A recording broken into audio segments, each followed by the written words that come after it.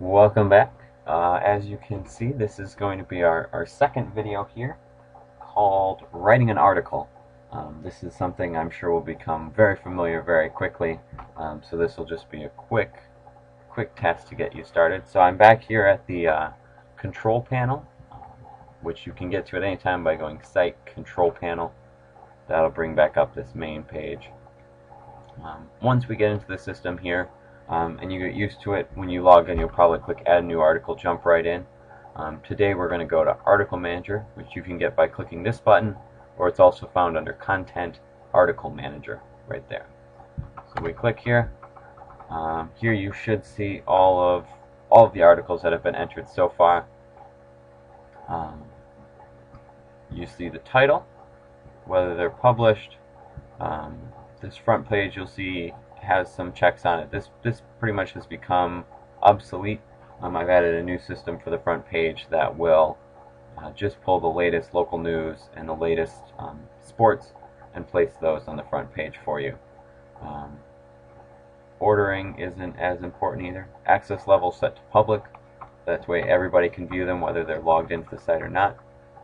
You can see the sections and categories. We can also sort by these columns, which is really helpful. And then the other great thing is you can see the author. So by everybody having a username, you can see who wrote the article, so that you can figure out who's been entering them. Has one person been entering them all? Or you can see, Larry's logged in, he added some articles, he might have added the one I'm going to add, and so you can kind of avoid adding the same article twice. So the first thing we want to do here, though, is most common, add a new article. So I click New, and the page reloads. Biggest thing you're going to need is this box down here.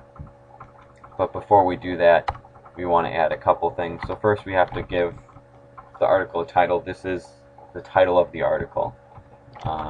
Let's see. Let's be a little pompous here. First Services wins first prize. I don't know what contest I was in, but I won. So this would be probably local news, and we just have the one category under there, just kind of general local news. It's published, and this front page again is pretty obsolete. Any local news you add will just show up on the front page. So whether it's checked yes or no makes no difference. So now we go down here. We don't need to repeat this title. We just need to start typing the body of the article. And this will go on here for a while. I'm going to pull up some text here.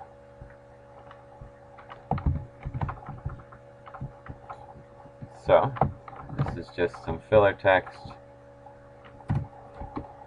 Normally when you go in, you'll get this kind of spacing. So if I were typing here, typing again, you'll get kind of this paragraph line break with the little space between, which should look the way we want it to. The biggest thing we have to remember, beyond just typing these paragraphs, odds are you could bold sections, underline them, italicize them, pretty similar to what you were doing in Microsoft Word. If you wanted to add kind of a subheading, so here I just hit enter to get my new line break, typed in whatever my subheading is, and then I'm going to highlight it, and up here where it says paragraph right now, I can give kind of different formats. What I recommend, heading 1 would be kind of the main page title, which we're already using up here for the title, even though we didn't have to set it. That's how the system builds it. So any first subheading I would do with a heading 2, and say you wanted kind of a subheading under that.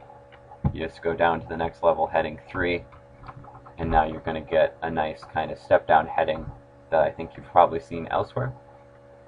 I find it would be very confusing for most people if you go much beyond heading 3. That's just too many levels to follow, and they kind of start to become meaningless. And also the system and most websites I've seen don't really do much with heading 4, 5, 6, even though they're available. So I would stick to heading 2s for kind of your main subheadings.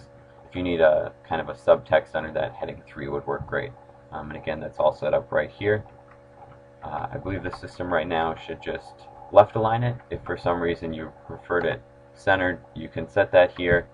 Though if that's going to be a kind of always centered, that'd be something to let me know, and I can set that within the system. The other big item beyond subheadings is we want to set where this article will break. So do we want, if there, so this would be the break on, let me show you here. Oh, come on. There we go. If we take this, your site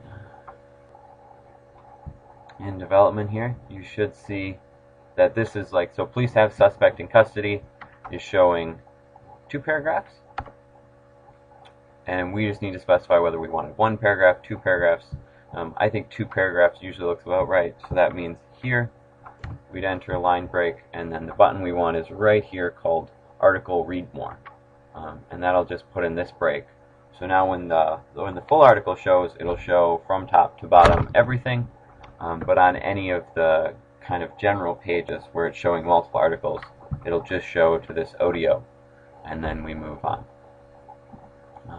Other features you might like here, spell checker, which is going to give me all kinds of misspelled words on this one, but it can also be helpful just to check, so you don't have to worry as much about typing this in Microsoft Word and copying it in. You can really type right here.